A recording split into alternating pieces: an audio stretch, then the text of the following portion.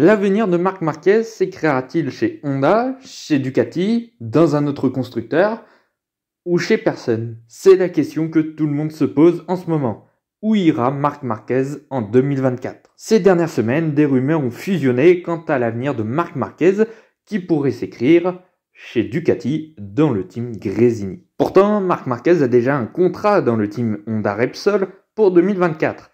Mais ce n'est pas sûr qu'il aille au bout de son engagement. Lors du dernier week-end de compétition au Grand Prix de Saint-Marin à Misano, Marc Marquez avait évoqué avoir 3 plans pour le futur et pour 2024. Alors déjà, dans ses premières déclarations, Marc Marquez avait 2 plans et il y en a un qui s'est ajouté entre-temps. Ceci dit, évidemment, Marc Marquez n'est pas revenu sur le thème de ces 3 plans, c'est pour ça qu'on va en parler dans cette vidéo.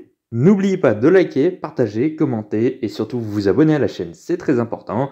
On est parti pour le sujet Marc Marquez.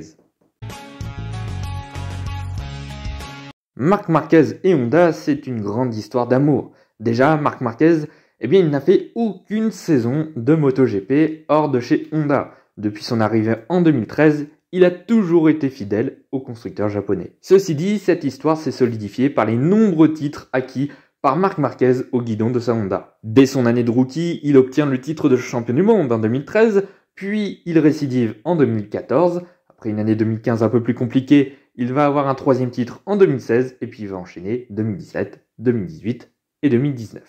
La suite, on la connaît, il y a eu cette grave blessure lors du Grand Prix d'Espagne en 2020. Il a donc pas pu courir sur cette saison, et il est revenu l'année suivante en 2021.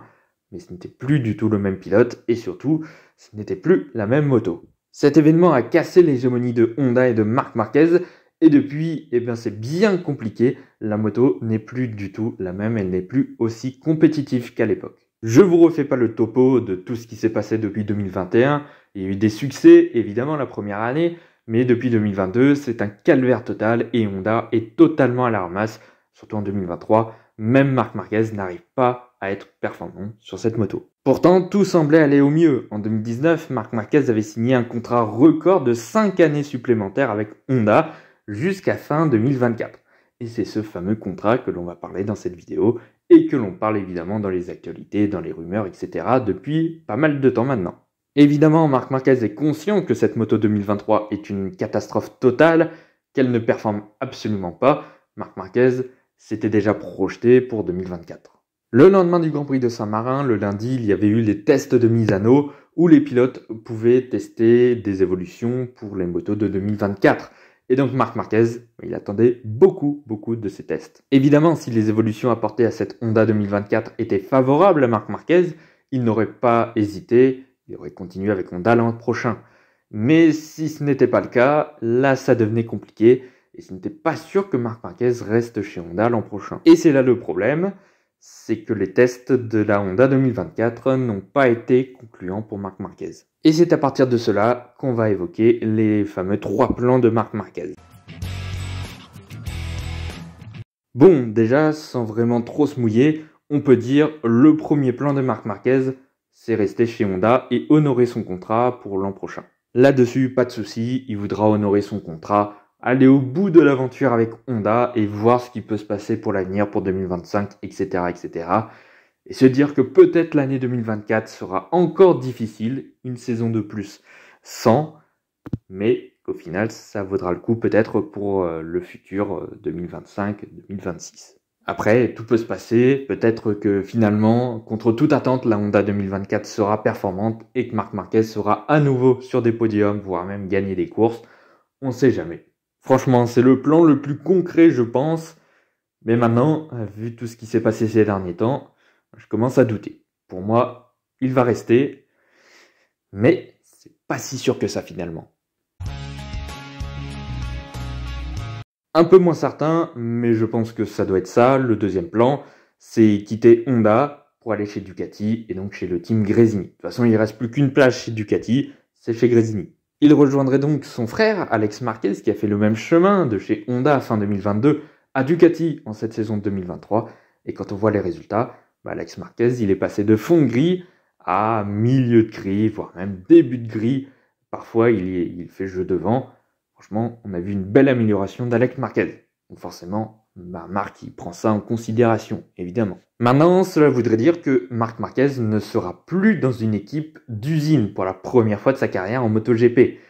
Et forcément, le salaire, ce sera pas le même. Alors, est-ce que Marc Marquez sera prêt à sacrifier une partie de son salaire pour retrouver de la performance et potentiellement retrouver les victoires? À lui de voir. Il n'aura pas non plus les dernières évolutions de Ducati, il aura surtout une Ducati de 2023 en 2024, donc il aura la Ducati de l'année précédente. Donc ça va être différent de chez Honda où il a tout de suite la moto à la pointe de la technologie, j'ai envie de dire, même si elle n'est pas performante, mais bon, il a le tout dernier modèle de Honda en MotoGP actuellement. Maintenant, ça reste Marc Marquez, il y aura peut-être des petites bidouilles entre Ducati et Marc Marquez pour pouvoir lui donner les dernières évolutions de la Ducati 2024 sur celle de 2023, des petits trucs comme ça. Voilà, ça reste Marc Marquez quand même. Mais bon, à ce moment-là, il quitterait le pire team d'usine avec Honda pour rejoindre un bon team satellite avec Gresini et avec la Ducati qui domine son monde depuis quelques années maintenant. Évidemment, si Marc Marquez veut tourner le dos à Honda et rejoindre Ducati, c'est rien que pour la performance, il passerait de la pire machine du plateau à la meilleure. Voilà, globalement en 2024, il y a de grandes chances que Ducati reste reine encore 1 ou 2 ans, minimum. Et puis contrairement à il y a quelques années maintenant, être dans un team satellite, c'est pas si mauvais que ça. On a peut-être la moto de l'année d'avant, mais on peut toujours performer. Regardez Alex Marquez, il fait des très bonnes performances. On l'a vu encore avant avec Enea Bastianini, qui a même gagné des courses, qui a fini 3e du championnat. Donc franchement, être dans un team satellite depuis 2019, je dirais à peu près 2018-2019, franchement, c'est pas si mal que ça. Et tu peux faire de très bons résultats dans un team satellite, ce qui est moins le cas à l'époque. C'était le cas, mais c'était plus compliqué. Et ensuite, Marc Marquez nous a parlé d'un 3e plan qui n'était apparemment pas prévu à la base. Alors contrairement aux 2 premiers plans, on peut savoir à peu près ce que c'est, rester chez Honda ou partir chez Gresini. Eh bien, on ne sait pas forcément ce qu'est ce fameux plan C. Alors, il y a eu plusieurs hypothèses sur ce fameux plan C. La première, ce serait vraiment drastique, mais ce serait la retraite de Marc Marquez. Alors, Marc Marquez, il n'a que 30 ans. Il vient juste de passer la trentaine, donc c'est pas forcément l'âge auquel on prend sa retraite habituellement. Bon, après, on sait très bien Casey Stoner a pris sa retraite avant même ses 30 ans. Mais c'était un petit peu différent. Personnellement, je ne pense pas que Marc Marquez prenne sa retraite.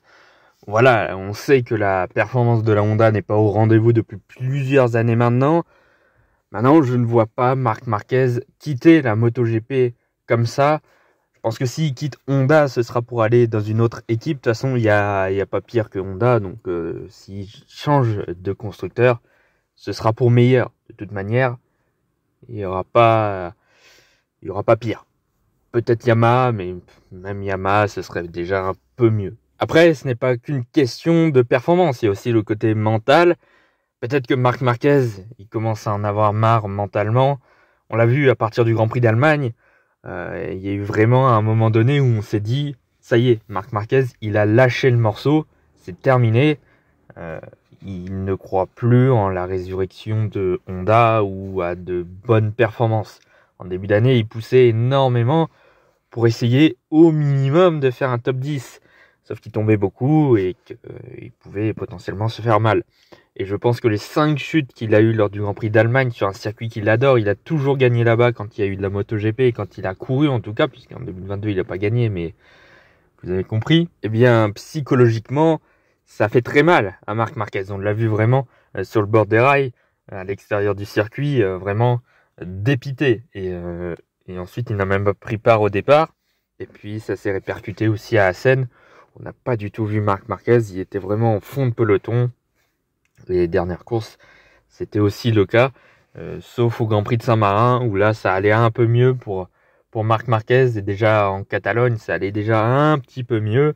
Mais il y a eu une traversée à un moment donné, l'Allemagne, Assen, Spielberg, où là, ça a été vraiment très compliqué pour Marc Marquez.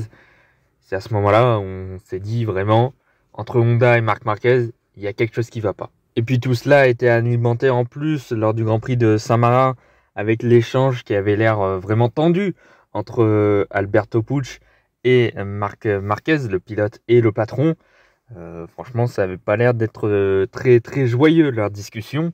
Donc évidemment, il y a eu plein de rumeurs là-dessus. Voilà, c'était un week-end en plus.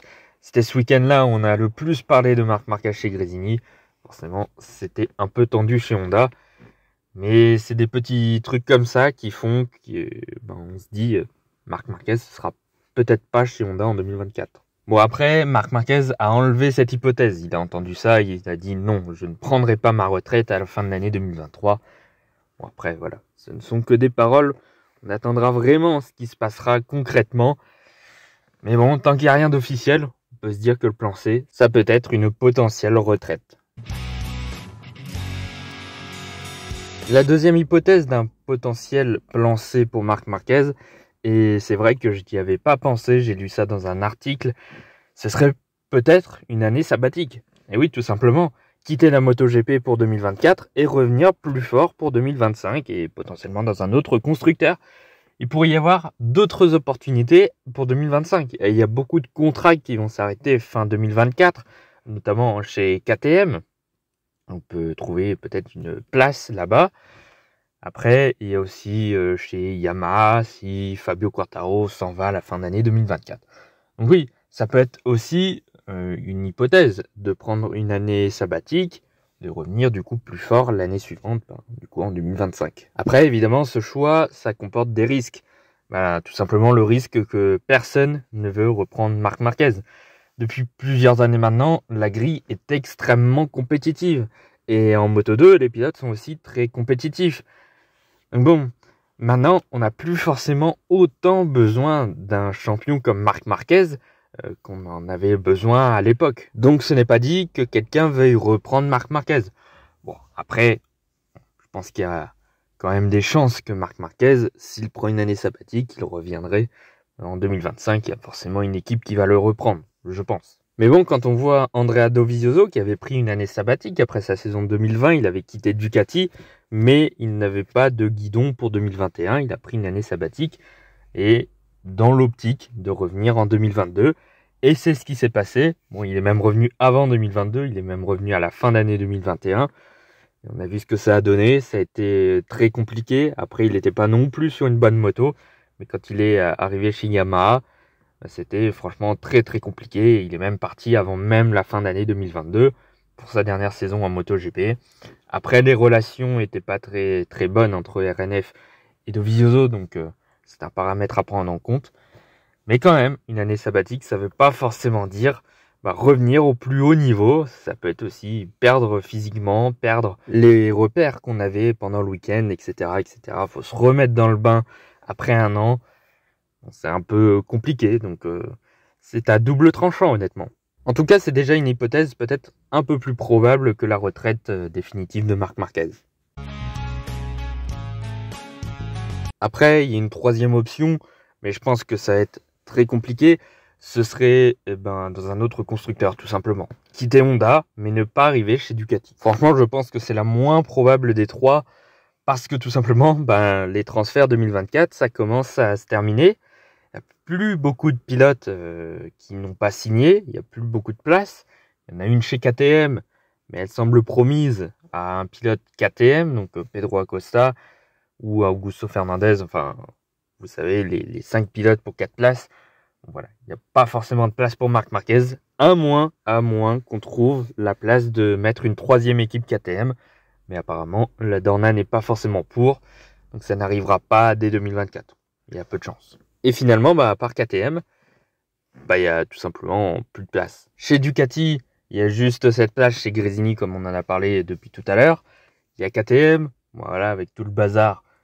Il y a peu de chances que ça arrive, sauf troisième équipe, comme je l'ai dit. Chez Yamaha, c'est bouclé, il y a plus de 2 places. Et c'est Rins et Quartararo. Chez Aprilia, les 4 places sont déjà toutes prises. Voilà. Et puis après, il ne reste plus que Honda. S'il quitte Honda, il ne va pas rejoindre Honda. C'est de la logique pure. Donc ouais, cette hypothèse, on peut clairement la mettre de côté. Je pense que c'est pas la principale. Ce sera surtout une année sabbatique ou carrément la retraite. Voilà, c'est la fin de cette vidéo. Merci d'avoir écouté jusque-là. N'oubliez pas de liker, partager, commenter et surtout vous abonner à la chaîne, c'est très important comme d'habitude. On se retrouve lundi ou même dimanche soir d'ailleurs, peut-être, pour le débrief du Grand Prix du Japon. Vu que ce sera le matin, j'aurai peut-être le temps de faire le débrief dans la journée et de mettre directement le soir, on sait jamais. Et du coup, il y aura le débrief du Grand Prix d'Inde, premier Grand Prix d'Inde de l'histoire de la MotoGP. Du coup, tout dépendra du débrief de F1. Soit ça arrivera lundi, soit ça arrivera mardi. On verra bien. En tout cas, je vous tiendrai au courant comme d'habitude. Moi je vous dis tout simplement à bientôt.